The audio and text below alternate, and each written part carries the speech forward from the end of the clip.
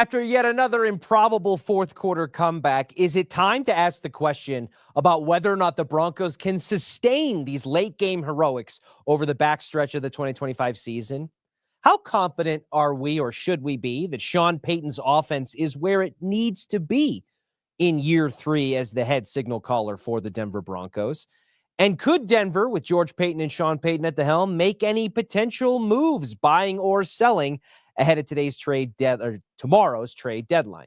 All things we will get to on today's rundown. First, thank you for joining us today. If you're watching us on YouTube, make sure you hit that like and subscribe button at DenverSports 1043. You can follow us on that handle at Instagram, TikTok, as well as YouTube. If you're watching us live right now or after the fact on our X or Facebook platforms, we appreciate you very much. So let's get into it and bring in our regular Monday guest, James Palmer, NFL insider to the stars, live from one of the fancier at-home studios that I have been able to see. You got a little fresh artwork in the background there. We've got some trophy representation. I know the morning show gave you some props on it last week, and I guess I should have been more thoughtful, James, because I've seen it certainly more than they have, and it's worthy of some recognition. Yeah, I feel like Evans apparently just doesn't pay attention to anything I'm saying. He's just staring or at anyone behind ever. Me. Yeah, he was just kind of in his own thing, I think, and just going, well, I like that art piece made by Nixon Palmer, by the way. Yes. Over there at Denver School of the Arts here in town, which is an unbelievable school that we're very lucky to be a part of.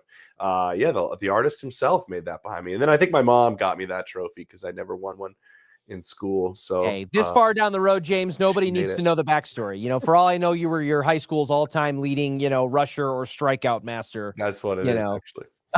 Perfect. All right, James. Well, let's get into it here with the Denver Broncos. They found a way once again for the 4th time this season and the 4th time in the last 5 games to orchestrate a fourth quarter comeback after playing, I would say suboptimal would be a fair word, for 3+ quarters.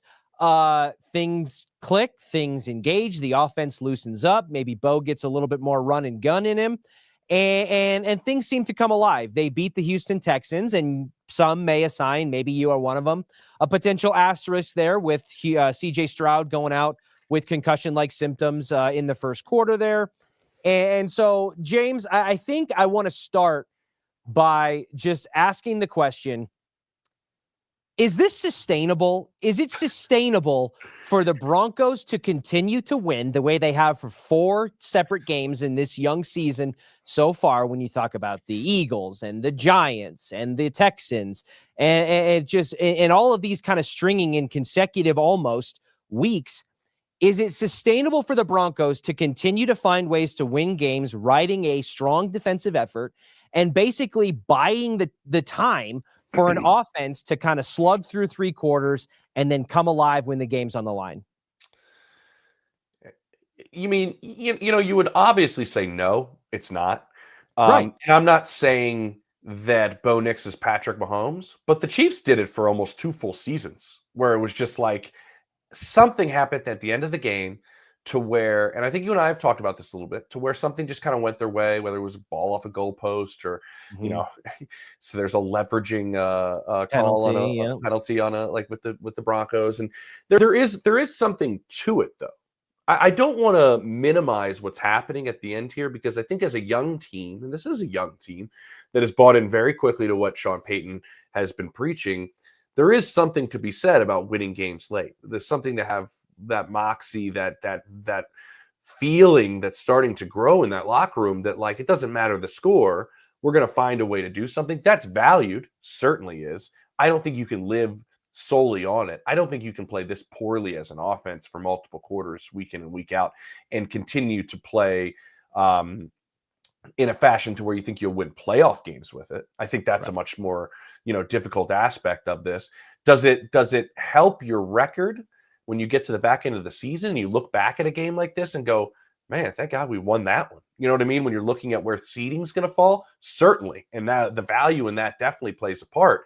But when you look at the way defensive coordinators plan and the way the games are in the postseason, you can't spot teams' points, really, and you can't live this way. But I think, and we can get into it, there's aspects that I saw that make me go, well, this is still very, very valuable in the grand scheme of things, but you can't live solely off of it. Yeah, I think it's interesting that you bring up the Chiefs because I had this conversation with somebody in our building this morning who was kind of harping on it, and they were bringing in the Tim Tebow comparisons, right? Where, Yeah. fourth quarter was Tebow time, and suddenly they completed 2 passes through 3.5 quarters, and then, he explodes for 80 yards and a touchdown on a game-winning drive, whatever. Favre played like And that for stretches, like right. And I think it's multiple interesting turnovers, and that you then bring up the Chiefs because I think that the Chiefs, especially as the offensive identity, the team identity, and the skill positions have evolved around Patrick Mahomes and kind of Mhm. changed so much, along with the aging of a guy like Travis Kelce and all of that. I think the Chiefs have kind of embodied a similar identity, including in this 2025 season, to what we've seen the Broncos kind of do, where it's sputtering, it doesn't look right, but they're right there. They're in the hunt. They're not out of reach. It's not to the level of like it was, where they've got to score 33 fourth quarter points against the New York Giants, did the Broncos, but they're just kind of there. And there's that thought process of if we can just keep ourselves close, the other team is going to make a mistake and we're going to be there to capitalize on it. And we do. And so I think it's kind of funny because there is a large contingency of Broncos country that I think is looking at this. And I'm kind of leaning, at least, understanding in that camp of saying, this has got to be better. You cannot just keep you thinking you're going to roll, boxcars every single time you step up to the table. You're going to hit 21 every single hand. But they have, and they're 7-2. They are tied for the best record in the American Football Conference. And it feels like when the Chiefs do something like that, it becomes kind of labeled as that's Mahomes and Andy Reid magic. They're never out of it. You can't count them out. And the Broncos have some of that, but there's also this aspect of it not being looked at the same, even though it is. Do you see similarities in the way that they're being evaluated, the Broncos are, compared to what we see other teams do, maybe just with more proven quarterbacks at the helm or coaches behind the play sheet?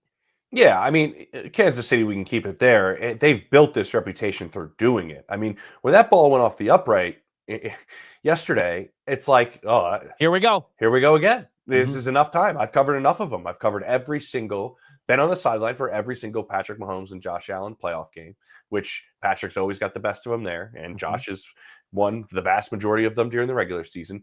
But it was like you still thought Patrick was going to win that game or come down and tie it at least. Yeah. And he had completed 44% of his passes. He was playing not well. The offense was disjointed. I will give credit to the Bills defense, who played really, really well. Joey Bosa was playing the way A lot of pressure. I think a lot of people thought, Brandon Beane included, was going to be the impact Von Miller was going to have when he came there a couple of years ago. But then obviously had the injury and things didn't work out as well. But they were getting pressure up front. Cole Bishop's playing great on the back end. They had a really, really good scheme and a good plan to confuse this highly touted Chiefs offense. But even on the final drive, you're like, they're going to come back and they're going to do it because they have a reputation of it. Obviously, the Broncos' reputation of doing it is nowhere near what we've seen from Patrick Mahomes and company and what they've done over close to a decade now of these late game heroics. But what I do think is happening is you do start to put an inkling of thought into teams' heads. You do have that gene to you in the fourth quarter that's led by your quarterback, that teams get kind of bothered by playing you late in games. They feel like they can't put you away. I remember talking to coaches in Philadelphia who were like, Bo Nix just wouldn't go away. Like, he just wouldn't go away late in the game.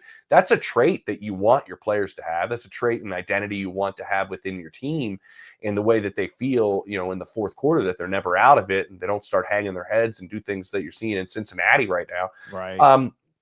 So again, it matters. It certainly matters, but you can't play consistently the way they're playing.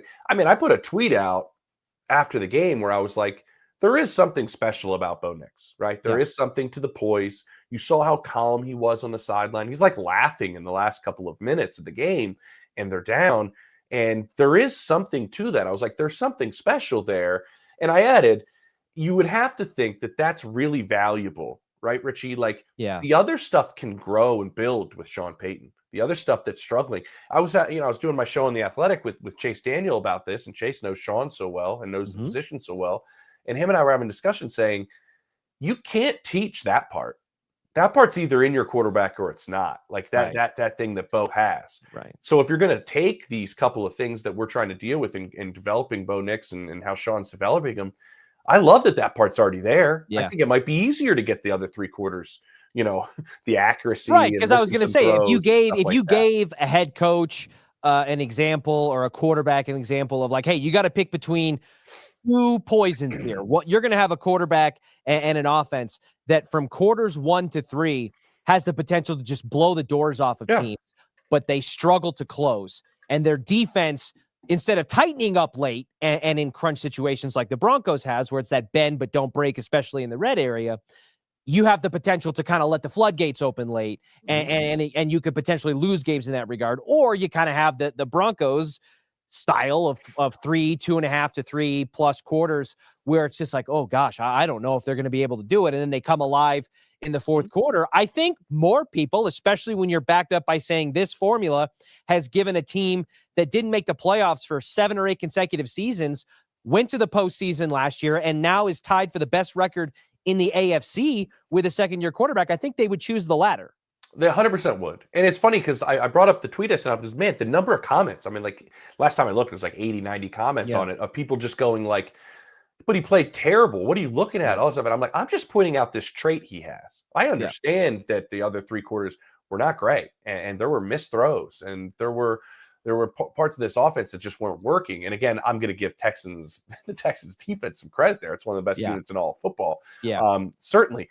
But they didn't wear Bo Nix out. They didn't demoralize him by the fourth quarter, which they have the ability to do with their edge rushers and the way their secondary flies around. Like, they still didn't knock him out. Nobody seems to be able to knock Bo out of a game. And I think that is something that is warranted. And that's something that he seems to be building off of as this gamer that it doesn't seem to be phased late in games. I think they're going to be able to build the other stuff. And like I said, some of these you might say, like, I can't believe they won this and they stole this, but you're putting yourself in a pretty good position playoff-wise by winning some of these games. And so if you can do this, and what do we always say? You and I have talked a lot about, Richie, and we are curious if the Broncos are going to have this. Do your high-priced players make big plays in big moments, right? That's what we were curious about with, like, Nick Bonito and Jonathan Cooper, like great edge rushers, but like when the game's on the line and you know they got to have it, will they make a play? Right. You got Zach Allen making multiple critical pressures and sacks on a 3rd down to push a field goal back 10 more yards or whatever it is. So you're having that from your players right now. You're seeing that from Sutton at times. You're seeing that from Bo. You're seeing that from guys up front. Like, we are starting to see this kind of contagiousness to the crunch time aspect of this team. And guys are making plays. And I think that's really, really valuable. So, James, what do you think, and this is pure speculation, obviously, what do you think as you observe the Broncos on a week-to-week basis and you have your contacts and sources around the league, et cetera? What changes from quarters 1 through 3 to quarter 4? I mean, there's a mental side of it, right? I'm sure. Because it's like, hey, it's the fourth quarter, 4s are up, we got to go make a play. It's like on a basketball court, hey, somebody's got to get a bucket here. But I think there's also, it feels like from a rhythm standpoint, a tempo standpoint, a play calling, and certainly an execution standpoint with a success rate, something changes. And I don't necessarily know what it is and why you don't see it earlier in the games. What's your kind of perspective on that? You mentioned sources, you mentioned everything, people I talk around the league, executives, everything. One of the biggest things that I heard on Sunday was Bo Nix talking to Allison Williams in that pregame piece, where he talked about how comfortable he is and how much he loves that up tempo and loves that late in the game stuff. Like, he openly admitted, like, the feeling of our offense in that is when I'm most comfortable. He just said it out loud. And so I understand that your quarterback being comfortable is probably key number 1 to how you operate your offense, and he seems to be really comfortable in this. I also think that teams oftentimes start to make mistakes. I think Sean is, and it's been sliced a variety of ways here as we've had this conversation with Sean Payton as a play caller over the last several weeks, whether he's predictable or whether things have happened. Passed him by. I think what it's been overanalyzed is, like, he's a really good play caller. He sets stuff up throughout the course of a game. There's plays he calls that you might go, oh, why is that there? That's for the fourth quarter. That's the same look, the same formation, the same this, and we ran a screen 3 times off of it, and now it's a wheel right. And you know what I mean? Like he's a great play caller. Some of the things that we've criticized with, I think, have been because of the offense and because of his quarterback and because of the skill position players they have and how it all comes together.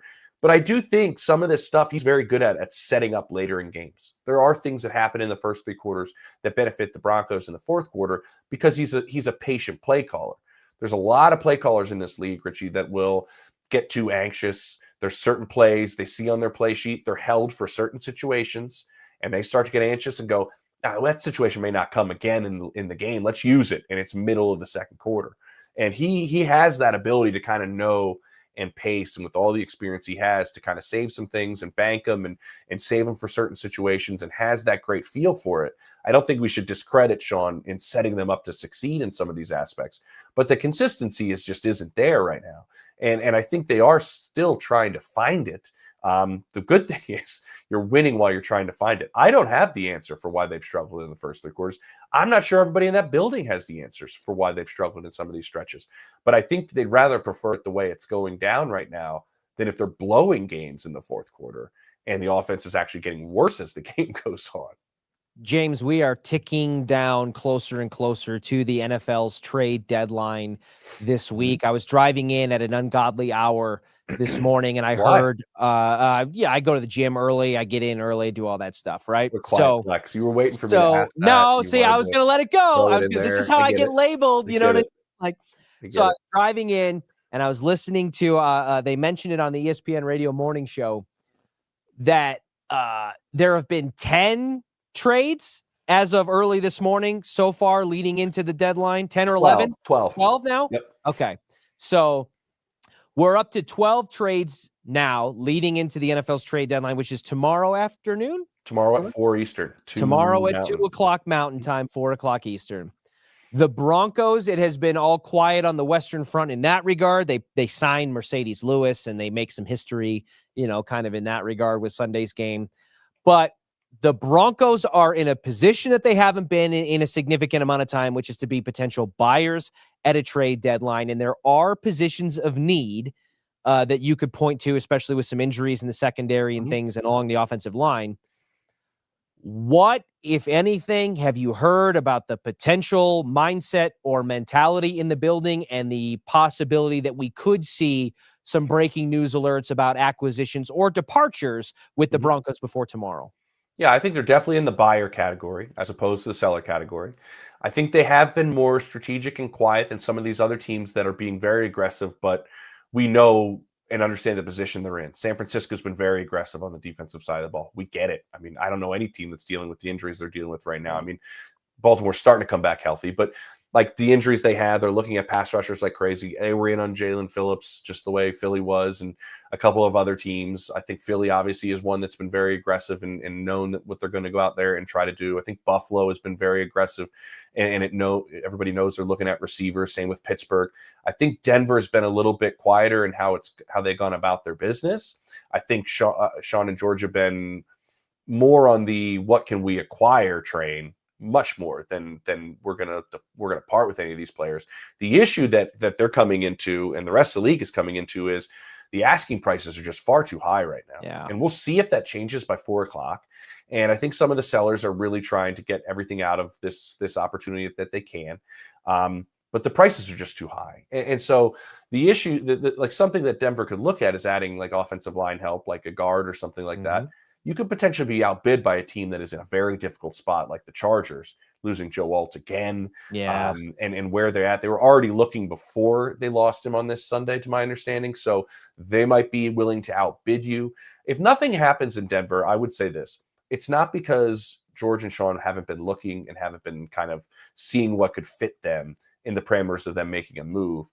It would most likely be because somebody outpaid and they're just like, we're not going there. And I think the way they've built this team, I think that's probably the smarter play. You look at a team like Washington, who with the injury to Jaden Daniels last night and now becomes probably sellers because they have few picks next year and are looking to get rid of some veterans. So things shifted a little bit yesterday with a couple of teams, but I think Denver's just, I don't see them being a team that's going to overspend. And if these prices stay high, I don't know if they end up making a move. Well, we are about 24 hours or so, 25 hours from finding out whether or not that will stand pat and be the case. James, I know you got to run, but because the Broncos are on a short week here, give me a 30-second elevator take, initial impressions on Broncos Raiders coming up on Thursday Night Football, because we won't talk to you until that game is in the rear view. I think this is I like this matchup, honestly, Richie, because you saw what Brock Bowers did on Sunday. He was back to being Superman once again. Mm-hmm.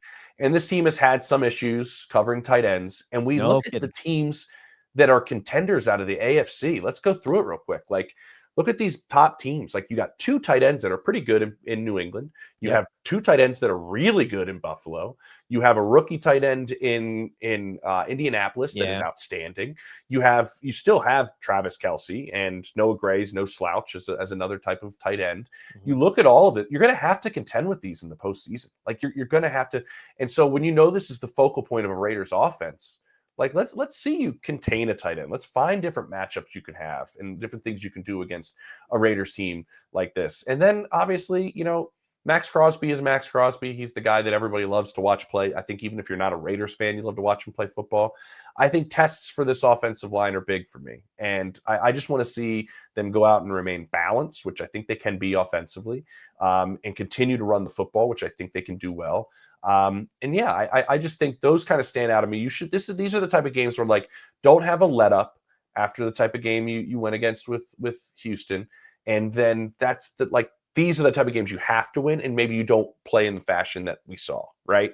Right. And I think that's what I'm looking forward to when these two teams play. Well, it's going to be a great opportunity. Sean Payton has certainly not been shy about putting his team in position or maybe favoring short week opportunities. He's flexed himself into them before when he certainly didn't have to. So I think that he will have an aggressive mindset toward this. And I think that the Broncos, I know they stumbled in the beginning divisionally against the Chargers, who had that weird 3 games in a row in the division. But I think the Broncos being in the AFC in the position that they're in with a couple of divisional games coming up in the very near future, the next handful of weeks, it's going to be a really big litmus test, I think, especially with Kansas City coming after the short week, about where they will stack up. James, thank you so much for joining us. Appreciate all the work that you do for us, coming across all of our Denver Sports 104.3 The Fan properties, and we'll catch up with you again next week. Appreciate it, brother. Am I like a stepbrother now of the fan? I feel like I'm getting there. I think so. Yeah, I think family member, maybe like a neighbor that gets invited over quite a bit to family functions. 100%. You're on. If we have a list, you're on it. We'll put it that his kids are divorced. His parents are divorced, and he's not always included in holidays. Yeah, exactly. And it's he like, gets come on, invited over. That's me now. Pull up you got to pull the table out, put the spacer in. It's like, all right, we can squeeze one more chair in. Yeah, James James can sit on a stool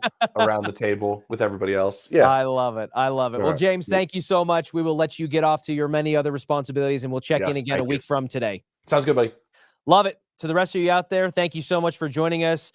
Do we have any comments, Trey? Do we have any? Is there anything good? My producer behind the scenes, Trey, has been chuckling a handful of times. I can see it out of the corner of my eye with some potential YouTube and social media comments. If you have any, Trey, go ahead and throw them up. I do certainly love interacting with our audience and our listeners who take the time to follow us, like and subscribe to our YouTube channel at Denver Sports 104.3. If you're watching on X or Facebook Live, we appreciate that as well. Let's see. We got one from Michael here. All the Broncos country needs counseling every Monday. Okay.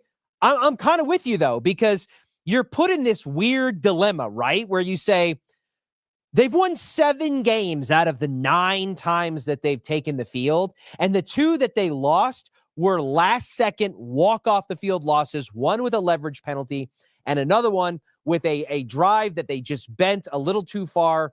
And the Chargers kicker made a kick and it puts you in that position. And both happened in the first 3 weeks of the NFL season. So there's this weird thing of like, I really don't like what I'm watching offensively for at least half of the game, almost every week.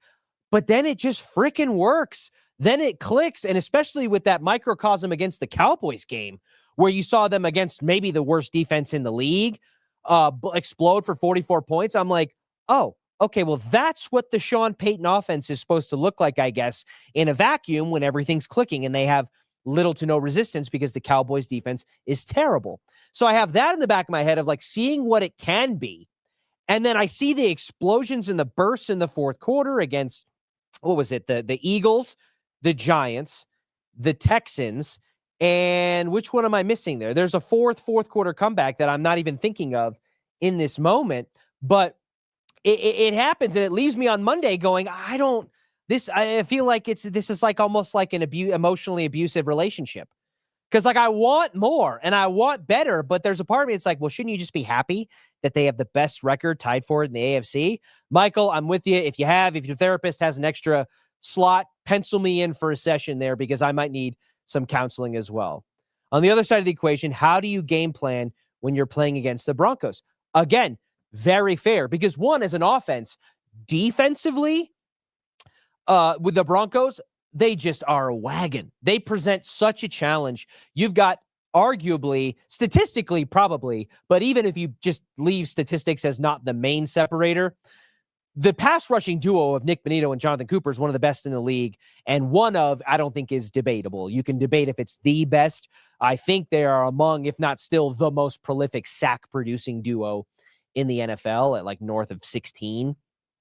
And then the interior pressure. You saw, I mentioned it to James, what Zach Allen does to wreck the interior of an offensive line and get directly pressure on the quarterback because the shortest distance between the defense and the quarterback is a straight line. And Zach Allen is literally lined up basically with a straight line shot every play. And the way he pushed that first Texans field goal from a 41-yard try to a 51-yard try on third down in a critical situation that you saw similar plays against the Chargers and against the Colts, even though they didn't necessarily pan out the way that you'd hoped. You add in John Franklin Myers and Malcolm Roach, and then you have depth pass rushing like from Jonah Ellis and Q Robinson getting a little bit of run there as well. The Broncos in their defensive front present such a formidable threat to try to neutralize. And you're seeing more and more around the NFL, I think, offenses are starting to put in a sixth offensive lineman, run more tackle-eligible formations.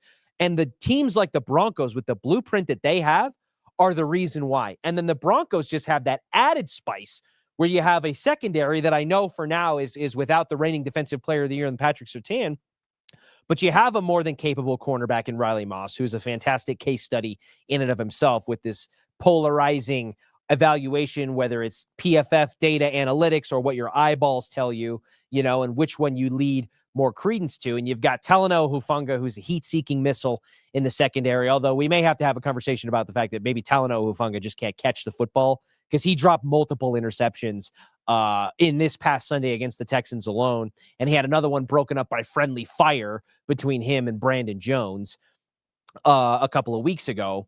But you've got a ball-hawking safety in Talanoa Hufanga. Dre Greenlaw, when he's not arguing with a friggin' official and getting himself suspended, he is a force to be reckoned with physicality-wise in that linebacking core there alongside Alex Singleton and maybe potentially at some point alongside Justin Strnad. The Broncos defense is just a wagon. And so when you're game planning against that as an offense, it's pick your poison. What do we most want to stop and just hope that we can hold off the rest of it? And then if you're game planning for the Broncos offense as a defense, you're like, I don't even know what to think, because you can go two or three quarters and say, we got these guys. They're bottled up. They can't string drives together. They've gone 3 and out to lead into this fourth quarter 2 or 3 times consecutively. And then the clock hits 15 minutes left in the game. And suddenly it's like, it's run and gun. Bo Nix is using more of his legs. And maybe I'll get into more of that tomorrow about whether or not maybe this is just all by design. Maybe this is what, in some ways, they would want to score on every drive. But in some ways, I think maybe this is what they want it to look like as a worst case scenario. Once things come together, the Broncos will be unbearable. That's true. If you're telling me you take the offense that we saw against the Dallas Cowboys or in the fourth quarter against the Jets, that was the one I was missing. The Jets, Giants, Texans, and these fourth quarter comeback and the Eagles, you're telling me you get that offense in the fourth quarter of those games and the 4 quarters they put together against the Cowboys, and you pair it with the defense that we've seen for good chunks of this season so far, especially with a healthy Patrick Surtain, that is a team that even if they don't do it, if they can be that semi-sustainably week to week, that's a team that's already sitting at the top of the AFC, tied for the best record in the American Football Conference, where you could say, I kind of see what Sean Payton was talking about there. that is a team that could potentially, if they string that kind of explosion on the offensive side of the ball with the lockdown nature on the defensive side, that is maybe the seventh team that Sean Payton's coach that could win a Super Bowl. It certainly validates that vision and that argument. Now, you got to do it for more than 16 or 17 minutes in a football game, the way that they have for the majority of this season. But I agree with you, Michael. If they can keep that offense and this defense together for 2.5, 3/4 of a football game, there are not a lot of teams in the NFL in a year where there's maybe no truly elite dominant team. There aren't a lot of teams that you could say that's definitely a loss for the Broncos. That is going to do it for today's show. Thank you all again so much for joining us as you do each and every weekday at noon here on The Rundown. I cannot thank you enough. I enjoy this so much, but I don't enjoy listening to myself talk enough to just continue to do it without your viewership, without your support, without your contributions in the comments and on social media and with our clips after the fact. It is my favorite aspect of getting behind a microphone and doing this particular show. So thank you all so much for taking the time and effort out of your busy days and your lives to be able to help be a part of my and our ecosystem here at Denver Sports 104.3 The Fan. You've heard me say it before. You're going to hear me say it again. Like and subscribe to our Denver Sports 104.3 The Fan YouTube channel. The handle is at Denver Sports 104.3 on YouTube, Instagram, and TikTok. You can also, if you're following us on X to primarily watch this content, follow, share, subscribe, like, all of the work. Set your alerts and notifications for when we go live each and every weekday at noon. And on Facebook Live, smash that like and share, subscribe button. You can set alerts there as well. We appreciate you so much, and we will be back again tomorrow at noon for the next rundown. I do what I love what I do. Second nature to put in